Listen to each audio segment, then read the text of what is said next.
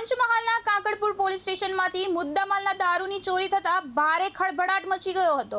Police સ્ટેશનના કમ્પાઉન્ડમાંથી જ દારૂ ગાયબ થતા પોલીસ તંત્રની સુરક્ષા વ્યવસ્થા સામે મોટા સવાલો ઊભા થયા છે। પોલીસ મથકમાં ફરજ બજાવતા કર્મચારી લલિત કુમાર પલાસે આ ચોંકાવનારી ઘટના અંગે સત્તાવાર ફરિયાદ નોંધાવી છે, જેના આધારે પોલીસે બીએનએસની કલમ અને પ્રોહિબિશન એક્ટની વિવિધ કલમો હેઠળ ગુનો નોંધીને તપાસનો ધમધમાટ શરૂ કર્યો છે। આ સઘન તપાસ દરમિયાન પોલીસને મોટી સફળતા મળી છે। જીઆરડી અને હોમગાર્ડ જવાનો સહિત 6 લોકોની અટકાયત પણ કરવામાં આવી છે। દારૂની ચોરીમાં રક્ષક જ ભક્ષક બન્યા હોવાનું ખુલતા સમગ્ર પોલીસ બેડામાં ભારે ચકચાર મચી જવા પામી છે।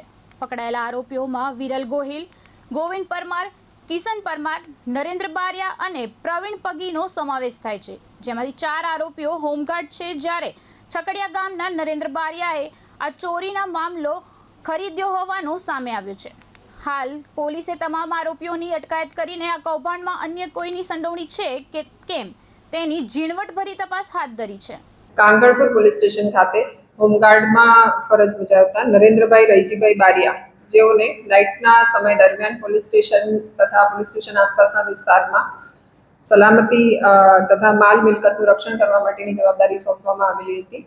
તે ફરજ દરમિયાન તેમણે પોતાના પોલીસ સ્ટેશનમાં પ્રોહિબિશનના વિવિધ ગુનાઓમાં કબજે લેવામાં આવેલો મુદ્દામાલ રૂમમાં રાખવામાં આવતો હતો, તે રૂમમાંથી પોતાના હોદ્દાનો દુરુપયોગ કરી અને પોતાના આર્થિક ફાયદા માટે આ પ્રોહિબિશનના મુદ્દામાલને ગાર્ડ રૂમની બારીમાંથી પ્રવેશ કરીને જુદા જુદા સમયે રાત્રિ દરમિયાન આ મુદ્દામાલની ઉચાપત કરી અને પોતાની ઇકો ગાડીમાં આ મુદ્દામાલને લઈ જઈ અને ગુનો આચરવામાં આવેલો હતો।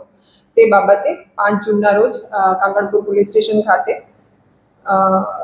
ફરિયાદ નોંધવામાં આવેલી હતી।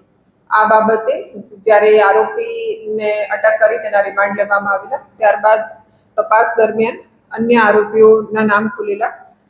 જે આરોપીઓ છે હોમગાર્ડમાં ફરજ બજાવતો વિરલભાઈ વિક્રમભાઈ ગોહિલ તથા અન્ય એક હોમગાર્ડ ગોવિંદભાઈ અરવિંદભાઈ પરમાર અને જીઆરડીના સભ્ય તરીકે ફરજ બજાવનાર કિશનકુમાર લક્ષ્મણભાઈ પરમાર, આ તમામ આ ગુનાઓમાં મદદગારીમાં હતા તથા આ જે મુદ્દામાલ ત્યાંથી સપ્લાય જે ઇકો ગાડીમાં લઈ જઈને વહન કરવામાં આવતો હતો તેને સપ્લાય કરવામાં આવતો હતો। જે આરોપીની પણ પોલીસ